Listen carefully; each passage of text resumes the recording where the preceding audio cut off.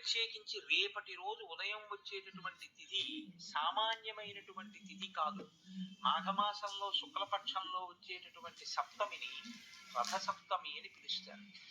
ఎందుకు అలా పిలుస్తారు అంటే దీనికి రెండు కారణాలు చెప్పారు పెద్దలు. దీన్ని నేను చాలా సూక్ష్మంగా మాత్రమే మీకు మనవి చేస్తాను. రేపు ఉదయం నుంచి సూర్య భగవానుడి యొక్క రథం ఉత్తర దిక్కుకు తిరుగుతుంది. దానివల్ల ఏమవుతుందంటే మిగిలినటువంటి గ్రహముల మీద ఉండేటటువంటి సూర్యుని యొక్క వెలుగు, సూర్యుని యొక్క ప్రకాశము కొన్ని గ్రహముల మీద తగ్గుతుంది. ఇంత పరమ పుణ్యప్రదమైన ఉత్తరాయణ పుణ్యకాలంలో ఎటువంటి పాపములు చేయకుండా ఉండగలిగేటటువంటి శక్తి మేధస్సుకి దేని వల్ల కలుగుతుంది అంటే, ఈ కాలమునందు చంద్రప్రకాశం చేత జిల్లేడాకు మీద ఉండేటటువంటి నూగు లాంటిది రేగుపండు తలకి తగిలి బ్రహ్మస్థానమునందున్న వేడితో అది సంయోగాన్ని చెందితే రాబోయేటటువంటి కాలంలో వడదెబ్బ తగలకుండా కావలసినటువంటి శక్తిని తలపుంచుకుంటుంది, ఔషధీ శక్తిని. రెండు, ఇంత పరమ పవిత్రమైన ఉత్తరాయణ పుణ్యకాలంలో ఎటువంటి పాపకర్మలు చెయ్యకుండా మనిషి రక్షింపబడతాడు. మూడవది ఏమిటి అంటే, మీకు ఇందాక చెప్పానే యావజ్జీవ కారాగార శిక్ష పడిన వాడిని 12 సంవత్సరముల తర్వాత వదిలేసినట్టుగా ఈశ్వరుడు ఒక్క మనుష్యుడికే ఒక అనుగ్రహం ఇచ్చాడు. ఇది ఎంత తేలికైన అనుగ్రహం ఇచ్చాడంటే, రేపటి రోజు ఉదయం రథసప్తమి తిథి ఉండగా సమంత్రక స్నానం చెయ్యాలి. మంత్రం లేని స్నానం మీరు చేశారనుకోండి, అది కాకి స్నానం అని పిలుస్తారు. దానివల్ల ప్రయోజనం ఏమి ఉండదు. జిల్లేడాకులు రేగుపళ్ళు తల మీద పెట్టుకుని నేను పోసుకున్నానండి అన్నారు అనుకోండి, దానికి ఏం ఉపయోగం ఉండదు. సమంత్రకమే చేయవలసి ఉంటుంది స్నానాన్ని. దాన్ని మంత్రస్వరూపాన్ని ఏం చేస్తారంటే అందరికీ అందుబాటులోకి తీసుకురావడం కోసం, ఇప్పుడు మీరు ఆ శ్లోకం చెప్పిన తరువాత రేగుపళ్ళు జిల్లేడు పళ్ళు తల మీద పెట్టుకుని అప్పుడు నీళ్లు పోసుకుంటే అవి జారి కింద పడిపోతాయి. అలా పడిపోయి అనుకోండి, 7 జన్మల క్రితం చేసినటువంటి పాపాలని ఆ స్నానంతో తీసేస్తారు. అది ఎప్పుడు ఉంటుంది అంటే ఒక్క రథసప్తమి నాడు మాత్రమే ఇస్తారు ఆ అనుగ్రహాన్ని. అది ఎలా ఎందుకు ఇస్తారు అంటే ఈశ్వరుడి యొక్క అనుగ్రహం అంతే. అవి ప్రశ్నించడానికి ఏం ఉండదు. ఎందుకు ఉండదు అంటే, నేను ఇందాక మీకు అందుకే ఉదాహరణ చెప్పాను. యావజ్జీవిత కారాగార శిక్షని తగ్గిస్తే మీరెవరు అడగడానికి? మీరు నేను అడగడానికి ఏం ఉండదు.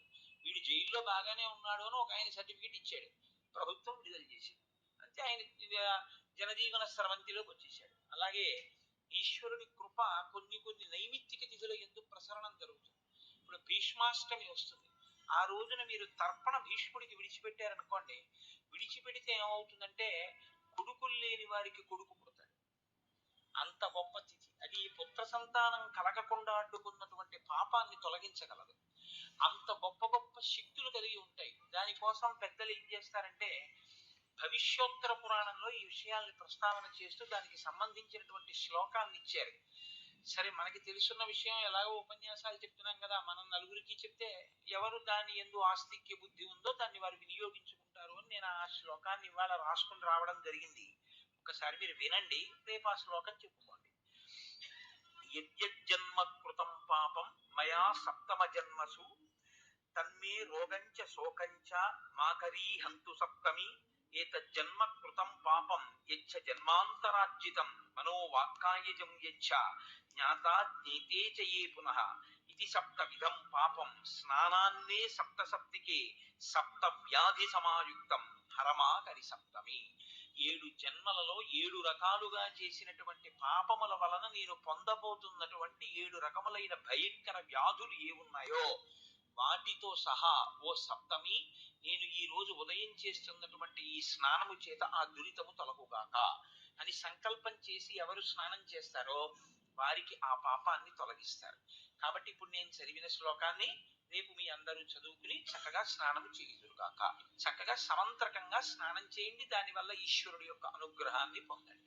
ఆదిత్య హృదయం చదివితే, లోకంలో ఉన్న వాళ్ళందరూ ఆదిత్య హృదయాన్ని చదివితే వానలు పడకపోవడం అన్నది ఉండదు. అపాం మిత్రో, ఆయన నీటికి మిత్రుడు, అందుకే నీటిని వర్షింప చేస్తాడు. మళ్ళీ అపాం మిత్రో వింధ్య వీధి ప్లవంగమహ, ఆ వింధ్య వీధి ఆకాశ వీధిలో తిరుగుతూ ఉంటాడు. బ్రహ్మేశాచ్యుతేశాయ సూర్యాయ ఆదిత్యవర్చసే, అన్ని ఆయన ఉంటాడు. ఎందుచేత ఆయన సృష్టిస్తాడు.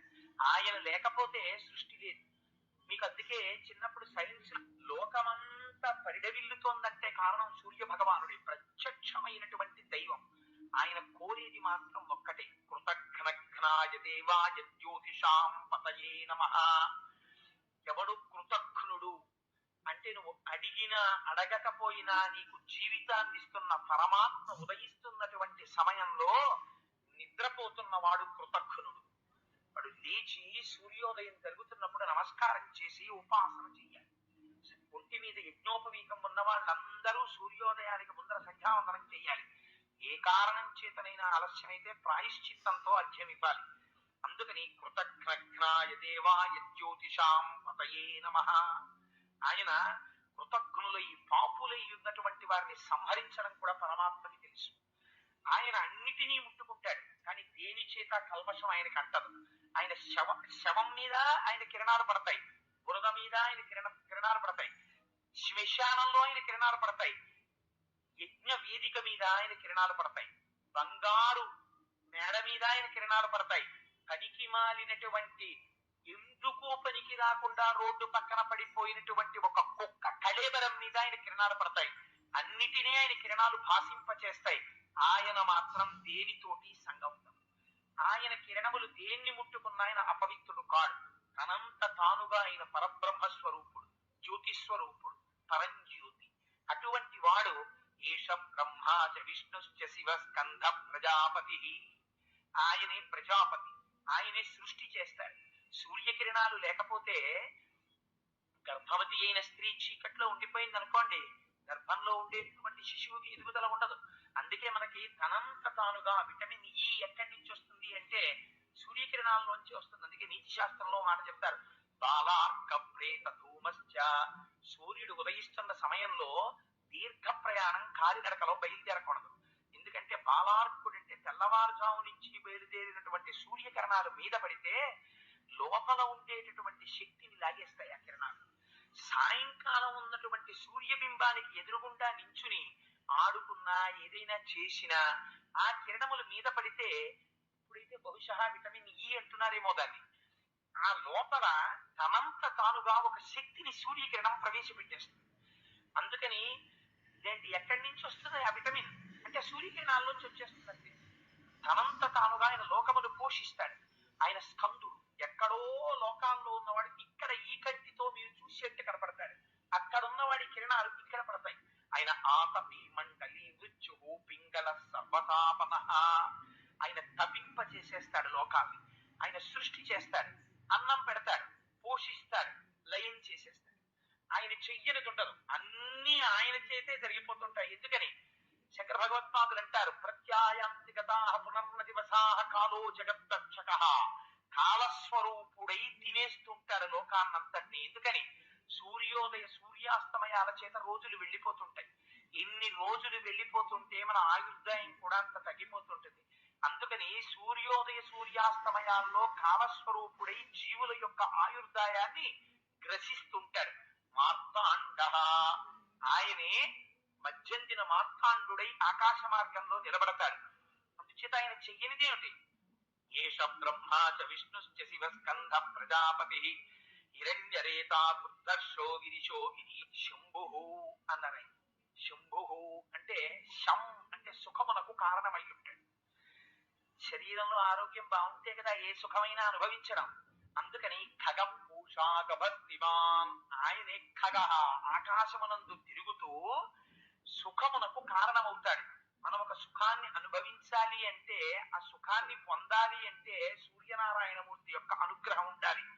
అందుచేత ఇన్ని రకాలుగా ఆయనే సృష్టికర్త, ఆయనే స్థితికర్త, ఆయనే లయకర్త, ఆయనే ప్రళయకర్త, ఆయనే స్కందుడు, ఆయనే హిరణ్య గర్భుడు, ఆయనే ప్రజాపతి, ఆయనే పితృదేవతలు, ఆయనే బ్రహ్మాండం, ఆయనే ఈ విశ్వమంతా. ఆయన తప్ప వేరొకటి లేదు, ఉన్నదైన ఒక్కటే.